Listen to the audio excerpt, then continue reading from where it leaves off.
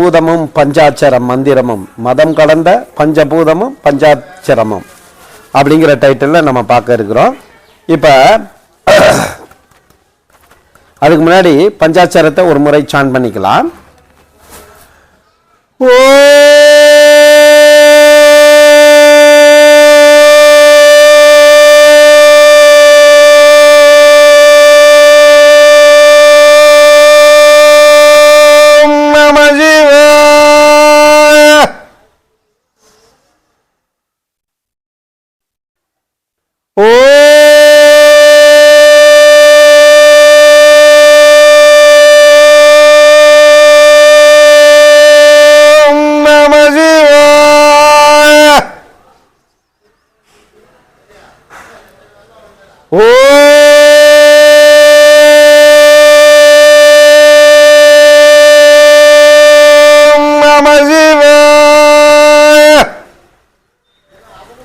நமசிவ வணக்கம். ஆன்மீக அன்பர்களே, நண்பர்களே, மதங்கடந்த பஞ்சாட்சரமும் பஞ்சபூதமும் அப்படிங்கிற விஷயத்தை பார்ப்போம். அதாவது பஞ்சாட்சர மந்திரம் அப்படின்னா நா அப்படின்னா மண், மா அப்படின்னா தண்ணி, சி அப்படின்னா நெருப்பு, வா அப்படின்னா காற்று, யா அப்படின்னா ஆகாயம், நம சிவய.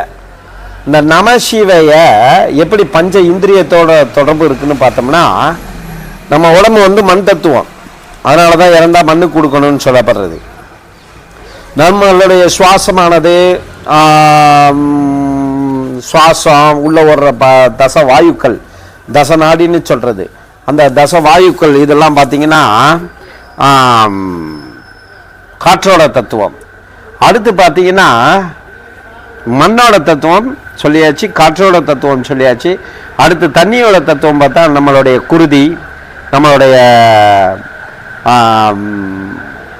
ஜலம், அதாவது சிறுநீர், வேர்வை, இதெல்லாம் நீரோட தத்துவம். உடம்புல 75% நீரோட சத்து இருக்குது, பாக்கி 25% தான் அதர் சாலிட் மெட்டீரியல் இருக்குது அப்படின்னு நம்ம சொல்லலாம்.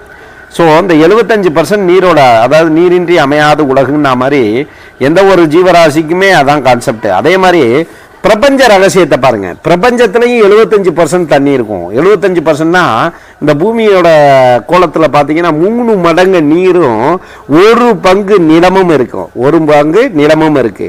அப்போ அண்டத்தில் உள்ளதுதான் பிண்டத்தில், பிண்டத்தில் உள்ளதுதான் அண்டத்தில்ங்கிற கான்செப்ட் நல்லா புரிஞ்சுக்குங்க. அந்த பிண்ட தத்துவம் அதான் அப்படின்னு சொல்லப்படலாம். அடுத்த விஷயம் என்னன்னு பார்த்தீங்கன்னா, இப்போ அண்டத்தில் 3 மடங்கு நீர் இருக்கு, பிண்டத்தில் 1 மடங்கு, அதாவது பிண்டத்தில் 3 மடங்கு நீர் இருக்கு, 1 மடங்கு அதர் சாலிட் மெட்டீரியல் இருக்கு. அதே மாதிரி அண்டத்தில் 1 மடங்கு நிலப்பரப்பு இருக்கு. இது இயற்கையோட விதி, இது இறைவனால் இப்போ சிருஷ்டிக்கப்பட்ட சிருஷ்டி. இப்போ ஒரு குழந்தை பிறக்கணும்னாலும் பனிக்கூடத்தில் தண்ணி வேணும். அதே மாதிரி எந்த ஒரு ஜீவராசி ஜீவிக்கணும்னாலும் தண்ணி வேணும். அதனால தான் நீரின்றி அமையாத உலகுன்னு சொல்லப்பட்டது.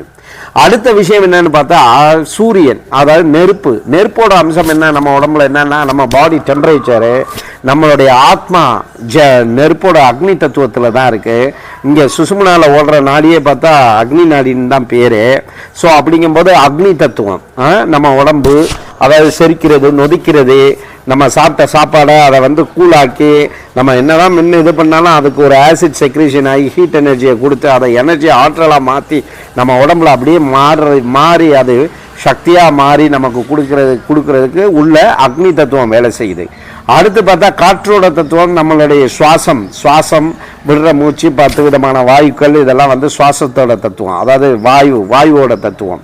அடுத்து பார்த்தா ஆகாய தத்துவம், நம்ம மனசு, எண்ணம், செயல், புத்தி. மனம் இப்போ வேற ஒன்று நினைக்கும், அடுத்து வேறொன்றை நினைக்கும், அப்படியே பிரபஞ்சம் எப்படி பறந்து விரிந்து இருக்கோ அதே மாதிரி நம்ம மனமானது உலகத்தில் பறந்து விரிந்து இருக்கக்கூடிய ஒரு நிலையை பார்க்கலாம். அதனால சீன நெருப்பு, வான காற்று, யான ஆகாயம், மான தண்ணி. தண்ணியோட அம்சம் நம்மளுடைய வேர்வையிலேருந்து, நம்மளுடைய குருதியிலேருந்து, நம்மளுடைய யூரின், அதாவது சிறுநீர்லேருந்து, நம்மளோட ஜலம், இதெல்லாம் பார்த்தோம்னா தண்ணியோட தத்துவம். அடுத்து நம்மளுடைய மண் தத்துவம், மண்ணை பார்த்தாச்சு. சரி, அப்ப இதுவும் மதத்துக்கு என்ன பிரச்சனை?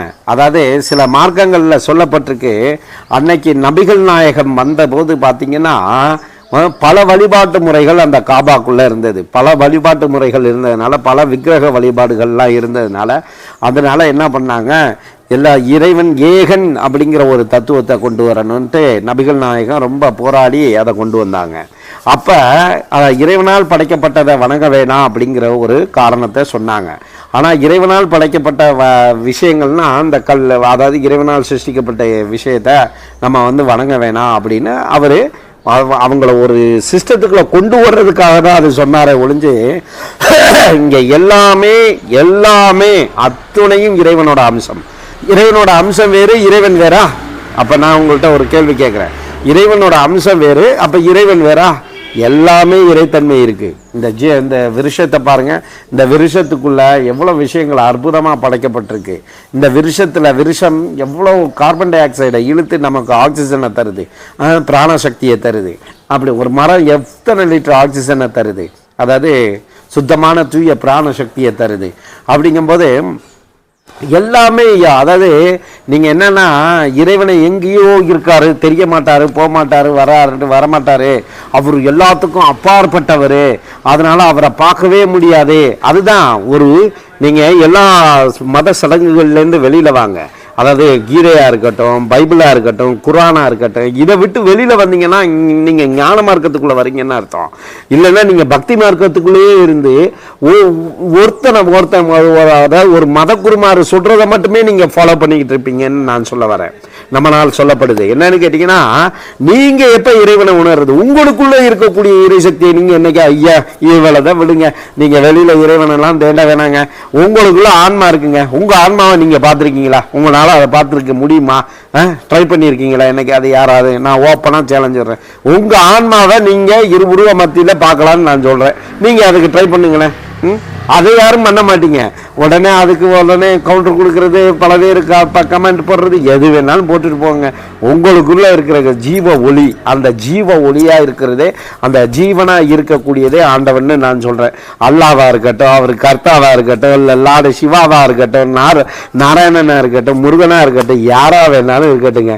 இறைவன் ஏகன்னு பார்த்தா ஏகன், இறைவன் அநேகன்னு பார்த்தா அநேகன், ஏகனா பார்த்தா ஏகனா வழிபடுங்க, அநேகனா பார்த்தா அநேகனா வழிபடுங்க. நீங்கள் மனுஷன் அப்படிங்கிறது உங்களுக்கு மட்டும்தான் அந்த ஆத்ம சரீரம் உண்டு. வேற ஜீவராசிகளுக்கு எதுக்காவது ஆத்ம சரீரம் உண்டா, இருக்கா? உங்களுக்கு அதை பத்தி ஏதாவது நீங்க என்னைக்காவது யோசிச்சிருக்கீங்களா? ஒரு நாய் செத்து போனா ஆத்ம சரீரத்தோட ஆவியா வருமா? ஒரு மாடு செத்தா ஆவியா வருமா? ஒரு பன்றி செத்தா ஆவியா வருமா? ஒரு யானை செத்தா ஆவியா வருமா?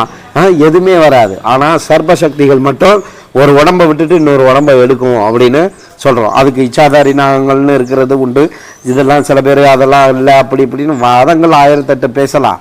ஆனால் அடுத்த ரூபத்தை எடுத்து அது மாற்றிட்டு போயிடும். அதனால தான் இப்போ சர்பத்தை கொண்டா சாபம் வர. அப்போ சர்பத்தையே திங்கிற நாட்டில் என்ன சாமி சொல்கிறீங்க அப்படின்னு சில பேர் கேட்பாங்க. ஒரு பாம்பு இன்னொரு பாம்பை முழுங்கும். அந்த நாட்டு மக்கள்லாம் பாம்பின மக்கள்னு நான் சொல்லுவேன்.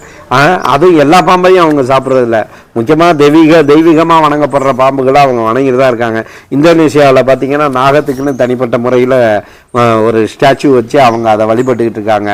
அதை மாதிரி நீங்கள் இந்த மத சடங்குகளுக்குள்ளேயே இருந்து மதம் பிடிச்சி அலையாதீங்க அப்படிங்கிறதுக்காக தான் இந்த விஷயத்தை பேசுகிறேன். அது யாராக இருக்கட்டும், எந்த மதத்தை சேர்ந்தவங்களாக இருக்கட்டும், மனிதனுக்கு மதம் பிடிக்கக்கூடாது. மனித நேயம் தான் இருக்கணும், அன்பு தான் இருக்கணும். அன்பே இறைவன், அன்பே சிவம்னு சொல்கிறோம். சிவம்னா என்ன? நீங்கள் அல்லான்னு நினச்சிங்கன்னா அல்லா, நீங்கள் கர்த்தான்னு நினச்சிங்கன்னா கர்த்தா, நீங்கள் சிவம்னு நினச்சிங்கன்னா சிவம். அன்புக்கு இங்கே ஆண்டவனே அடிமைன்னு சொல்லப்படுது. இங்கே டைரெக்டாக இப்போ சென்னையில் வெள்ளம் வந்தது. சென்னையில் வெள்ளம் வரும்போது ஏன் கடவுள் காப்பாற்றலை அப்படின்னு யாராவது கேட்க முடியுமா? இங்கே இயற்கை, அவனால் படைக்கப்பட்ட இயற்கை இருக்கு இல்லையா, இது மிகப்பெரிய சக்தி. அந்த ஒரு சமநிலை உலகத்தில் பூமியில் சில சமநிலைப்படுத்துறதுக்கு சில விஷயங்களை நடத்தப்பட வேண்டும் அப்படிங்கிறது விஷயம். அந்த காலத்தில் பார்த்தீங்கன்னா போர் நடக்கும், அதில் 1 லட்சம் பேர் சாவான், 2 லட்சம் பேர் சாவான், 3 லட்சம் பேர் சாவான். இந்த காலத்தில் போர் நடக்கிறதுக்கு வாய்ப்பு இல்லாததுனால இந்த மாதிரி ஒன்று கிருமினாலையும், அடுத்து இந்த மாதிரி இயற்கையோட சீற்றங்கள், இயற்கை சீற்றத்தை எந்த சயின்ஸுனாலையும் கட்டுப்படுத்த முடியும். வந்ததை வேணா சொல்லும், வரப்போகிறத சொல்லுது, இந்த மழை வரும்னு சொல்கிறாங்க. ஆனால் இப்போ மழை பெய்கிறது இல்லை. மழை இப்போ அவங்க 31ஆம் மழை இருக்குன்னு ஒரு கணிப்பு தான் கணிக்க முடியுத ஒழிஞ்சு 31ஆம் இந்த மாவட்டங்களில் பெருசாக பெய்யுன்னு சொன்னாங்க. பார்த்தா மழை வரல.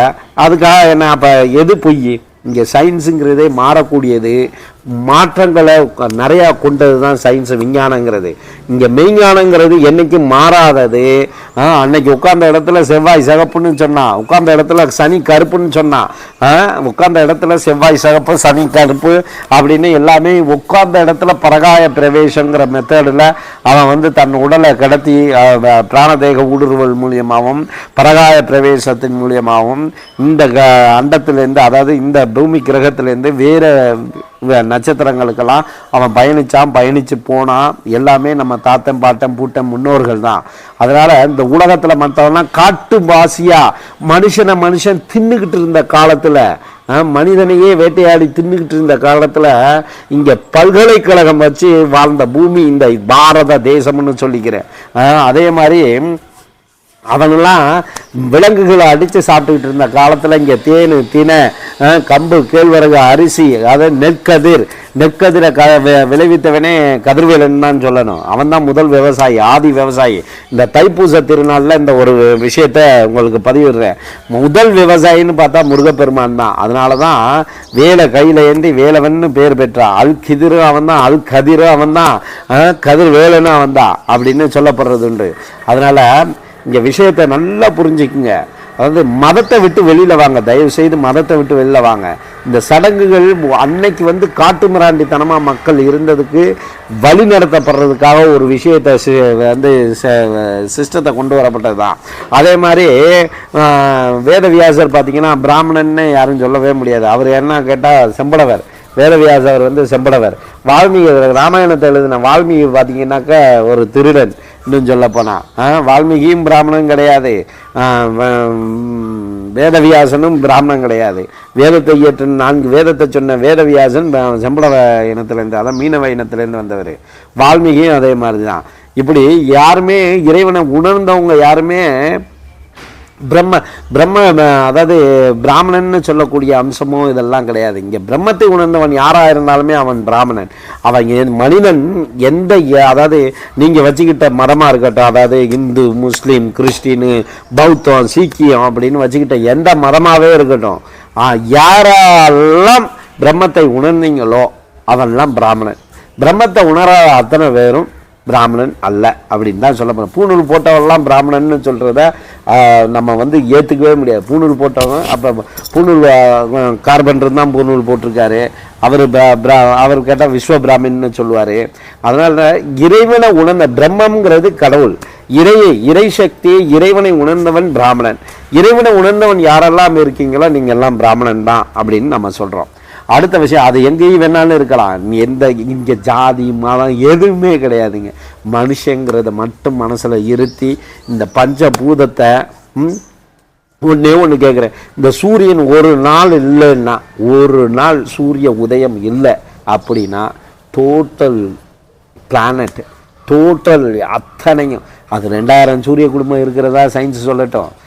சயின்ஸில் இன்றைக்கி அதெல்லாம் கண்டுபிடிச்சிருக்காங்க. ஆனால் நம்ம வாழ்கிற ஒரு சூரிய குடும்பத்தில் ஒரு நாள் அது உதயத்தை உதைக்கிறதையோ அஸ்தமிக்கிறதையோ ஒரு நாள் அது தன்னுடைய கடமையிலேருந்து அந்த சூரியன்கிறது, அந்த சூரிய தேவனானவன் வெளியில் வராமல் நின்னானா என்ன ஆகும்னு மட்டும் யோசிச்சு பாருங்கள். அப்போ இறைவனோட, அதான் ஓம் சூரியம் சுந்தரனா, ஓம் சூரியம் சுந்தரம் லோகநாதம் அமிர்தம் வேதாந்த சாரம் சிவம் ஞானம் பிரம்மமயம் சசிரேஷி மலம் லோகைக சித்தம் ஸ்வயம் இந்திராதித்ய நராதிபம் திரலோக்கிய சூடாமன்யம் பிரம்ம விஷ்ணு சிவசூப ஹிருதய வந்தே சதா பாஸ்கரம். அதை மும்மூர்த்தியோட ஹிருதயம் போன்றவனே வந்தே சதா பாஸ்கரம்னு அவனை வணங்குறோம். மும்மூர்த்தின்னு அது ட்ரினிட்டியாக பார்த்தா ட்ரினிட்டின்னா முப்பரிமாணம், அதாவது ஆக்கல் காத்தல் அழித்தல் அப்படின்னு. அதே மாதிரி இதில் பார்த்திங்கன்னா பிதா சுதன் பரிசுத்த ஆவின்னு சொல்கிறான். அதே மாதிரி இங்கே பார்த்தாக்கா இறைவன் ஏகன் அப்படின்னு சொல்கிறது. வணங்குங்க. ஆனால் இறைவனை நீங்கள் ஒளி ரூபமாகவும் நீங்கள் எந்த இதில் கூப்பிட்றீங்களோ அந்த ரூபத்தில் வருவார். மனுஷனாக நினச்சா மனுஷனாக வருவார், விலங்காக நினச்சா விலங்காக வருவார். அவர்னால எல்லாவும் எல்லா விஷயத்தினாலையும் வர முடியும் அப்படிங்கிறத சொல்லிக்கிறோம். அடுத்த விஷயம், அவரோட சிருஷ்டி இல்லாமல் இங்கே எதுவுமே இல்லை. அதனால் இறையே உணர்றதுக்கு பாருங்கள். இறை, அதாவது நீங்கள் இப்போ பண்ணுற இதெல்லாம் பார்த்தீங்கன்னா, இப்போ இந்த சிஸ்டத்தை ஃபாலோ பண்ணுறது என்னென்னா போற்றுறதும் புகழ்கிறதும் மட்டும்தான் இருக்குது. உங்களுடைய ஆத்ம முன்னேற்றம் என்ன இருக்குது அதை நீங்கள் நான் கேட்குறேன் உங்கள்கிட்ட. உங்களுக்கு உங்களுடைய ஆன்ம முன்னேற்றம் அதில் நீங்கள் பார்த்துருக்கீங்களா? ஆன்மாவை பார்த்துருக்கீங்களா? உங்களுடைய ஆன்மாவை பார்த்துருக்கீங்களா? உங்கள் உயிர் எப்படி ஓடுதுன்னு நீங்கள் பார்த்துருக்கீங்க? உங்களுடைய பிளட் சர்க்குலேஷன், ரத்த ஓட்டத்துக்கு ஒரு சவுண்டு உண்டு. அந்த சப்தத்தை கேட்டிருக்கீங்களா?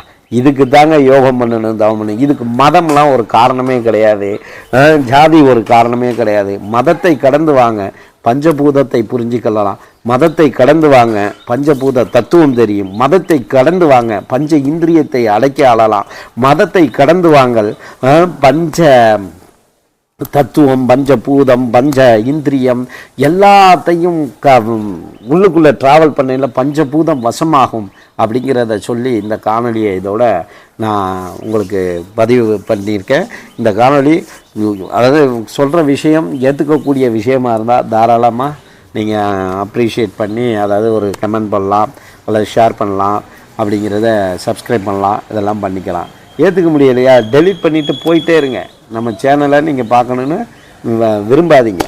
நல்ல விஷயத்தை தான் இங்கே உண்மையை உறக்க சொல்லுவோம் அப்படின்னு சொல்லி இந்த காணொலியை இதோட முடிச்சுக்கிறேன். ஓம் நம சிவாய. ஆதி